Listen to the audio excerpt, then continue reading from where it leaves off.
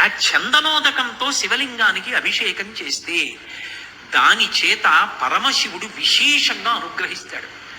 అటువంటి శివాభిషేకం చేత, ఆ చందనోదకం చేత శివానుగ్రహం కలిగితే ఏ రకమైనటువంటి ధార్మికమైన కోరిక అయినా సరే అది ఇప్పుడు చూస్తే అయ్య బాబోయ్ అంత పెద్ద కోరికే వీళ్ళకి అనిపించచ్చు, కానీ ఆ కోరికని నిజం చేస్తారు. అందుకే కల్పంలో ఒక మాట చెప్తారు, ఆషాదశమిని దీర్ఘకాలం చెయ్యండి అంటారు.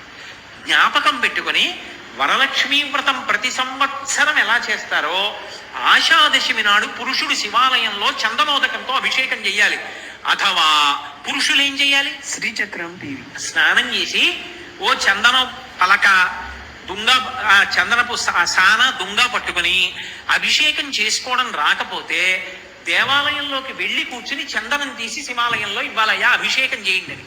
వాళ్ళు అభిషేకం చేస్తున్నప్పుడల్లా ఈ చందనం కలిపి అభిషేకం చేస్తారు. నువ్వు చందనాన్ని శివాలయంలో ఇచ్చావనుకో, అక్కడ ఆలయంలో జరిగిన ప్రతిష్టని బట్టి ద్విగుణీకృత ఫలితం వస్తుంది.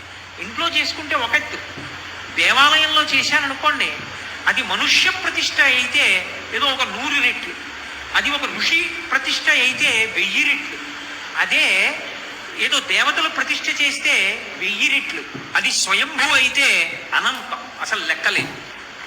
కాబట్టి చాలా తేలికగా జీవితంలో తరించి లక్ష్మీ కటాక్షాన్ని కల్పించగలిగినటువంటి పూజలన్నీ కూడా శ్రావణ మాసంలోనే నడుస్తాయి. మీరు ఒక విషయం బాగా గమనించాలి, శివ పూజ లక్ష్మి యొక్క అనుగ్రహమునకు కారణము.